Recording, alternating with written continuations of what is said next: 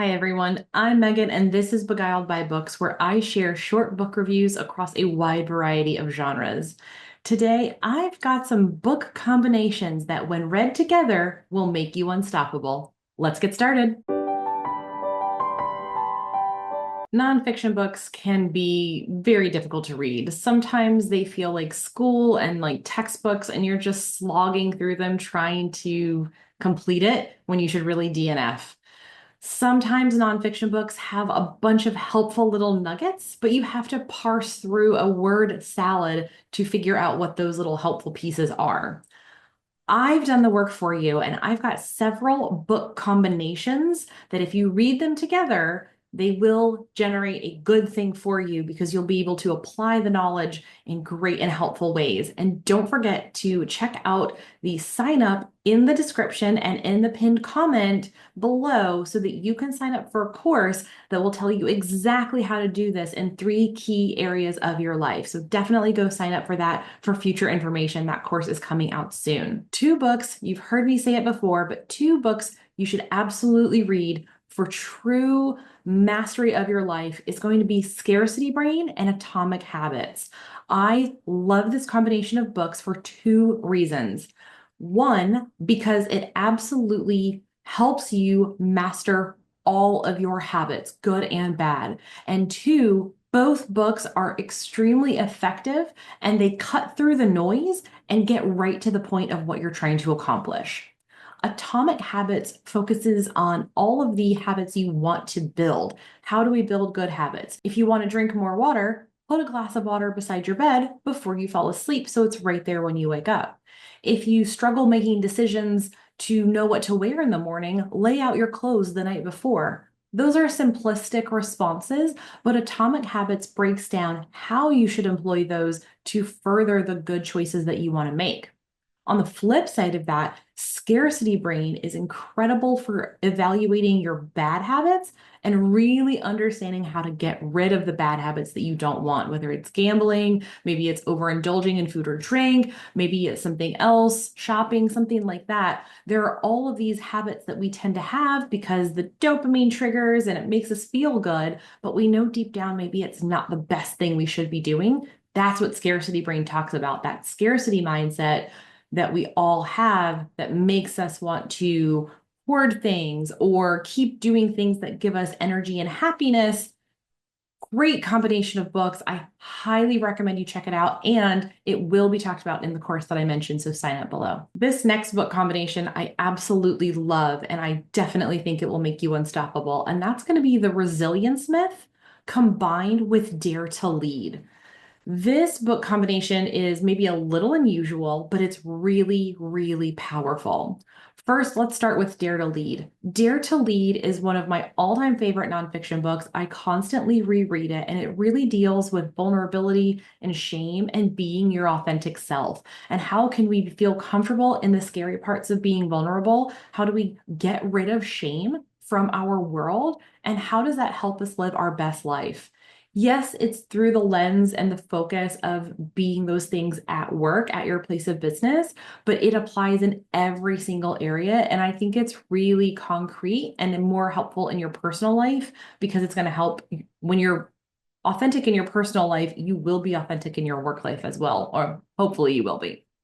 The resilience myth is really powerful because it takes this notion that we have to be, you know, unfeeling and we have to push these emotions down and just focus on the task at hand. And we have to constantly overcome from within and eliminate the need for community support. So the resilience myth says, stop. That's not what life is about. That's not how humanity has evolved. We have evolved to need people, to lean on others in times of crisis. And these two books combine will really help you step into your power and help you embrace who you are and what your needs are for you to succeed in the ways that you want to. Fantastic combination of books. I bet very few people are reading these in conjunction with one another. For a healthy combination of books that I will talk about in the course, so sign up below for early access to that information. But for a healthy combination of books, you should read Outlive, Why We Sleep, and Breath. These books will absolutely make you unstoppable. Outlive is all about aging, longevity, and how we can age so that we don't need that kind of elderly support that so many people do. We want to be physical, pick up the grandkids, lift a suitcase over your head into the overhead bin when you're 75 or 80 years old. Those are the types of things that people want when they age that they take for granted when we're young. Outlive aims to help you understand the aging process so that no matter what age you are when you read that book, you will be able to take action today to make sure that in 20, 30, 40, 50 years from now, you are healthy enough to keep living the same kind of life that you want to live. Why We Sleep should also be read with Outlive because sleep is such an important component of living a healthy life. We now know that so many of the studies saying that you need 6 to 8 hours of sleep a night were done on men. Women have a completely different hormonal cycle, a completely different circadian rhythm. Women typically need more sleep. Knowing that and knowing why we sleep, how it helps us reset our systems, how our lymphatic system can kind of clear itself out while we sleep is so important so that we can really rest and recalibrate every single night to be the best version of ourselves the next day. The third book in this combination is Breath. And I love this book because it talks about something so unusual, something that none of us really think about, which is breathing. How do we breathe? How breathing makes a difference in our health. When we snore, when we breathe with an open mouth, those things affect not just how we sleep, it affects our dental health, which it affects our heart health, it affects our digestion. All of these things are starting to come together in really interesting ways. And these three books will give you a really holistic view of your physicality so that you can start optimizing it. A 3-book combo that you should absolutely read is The Obstacle is the Way, Ego is the Enemy, and Stillness is the Key by Ryan Holiday. These books were meant to be read together. They're literally part of a series. Ryan Holiday intended this to happen in this way, and you should absolutely read them. It is very easy to just pick one of them because they're standalone novel or they're standalone books as well. So it's easy to pick one and just read it. But when you read all three, you get a similar message. And that message is control what you can control. You can't control your partner's reaction to something. You can't control how your parents behave. You can't control how your employer acts and behaves or treats you, gives you a raise, doesn't give you a raise. None of those things are within your sphere of control. And these 3 books really help you reflect internally and understand A, why do you feel the need to want to control that thing or that outcome? And B, what's driving that constant need to control the things outside of your control? And C, how do we flip the script and focus inward and understand what is within our minds to be able to control? These books draw on real life people with real historical experiences in pretty crazy situations and know how to focus on the things that you can focus on and control so that you can react in the best possible way, given whatever situation, positive or negative, you find yourself in. If you want to be the absolute best version of yourself, you can read 150 self-help books like I have, or you can read 2 books, Discipline is Destiny and Courage is Calling, both by Ryan Holiday. These books I love because they're the 2 Stoic virtues that you can encounter first when you start looking at Stoic virtues. And these books will absolutely help you focus on yourself. Discipline is not procrastinating, understanding not just discipline and doing things that need to be done, but understanding what you are capable of doing in any given time period, whether it's a day or a week or a month. Discipline is about focusing on your goals and what you can control, just like the 3 books in the other Ryan Holiday series. But discipline is so important for knowing what you can control and then employing that within yourself to know what you're capable of so that you can be successful.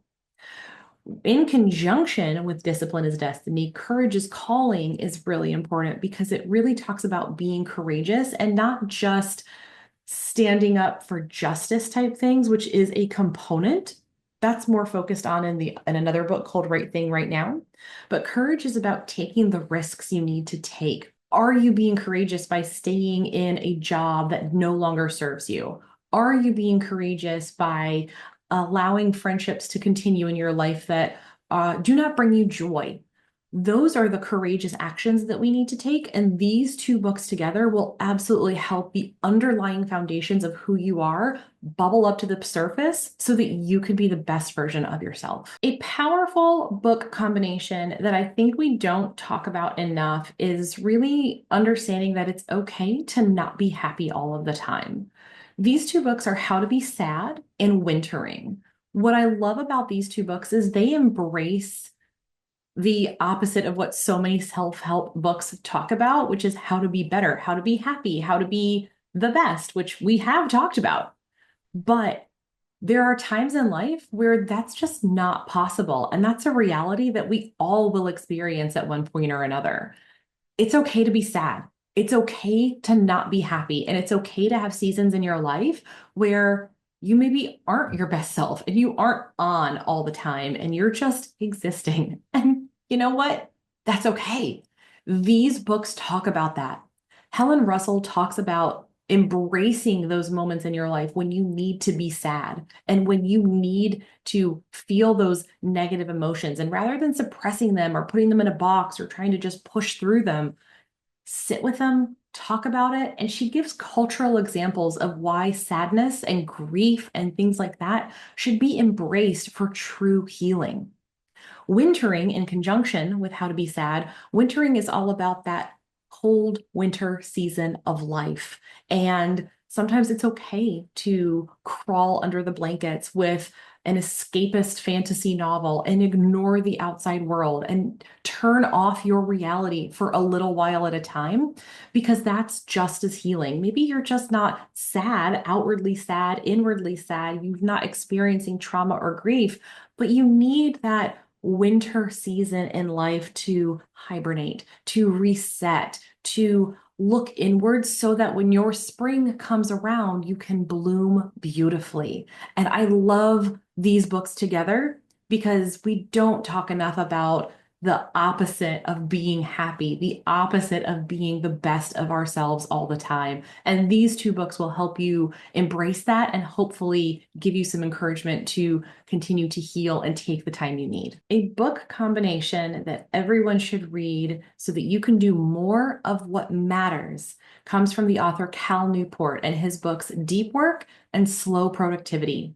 I love Cal Newport as an author. He's very easy to read. He focuses on the important things. His message doesn't get lost in a bunch of bloviating and unnecessary words.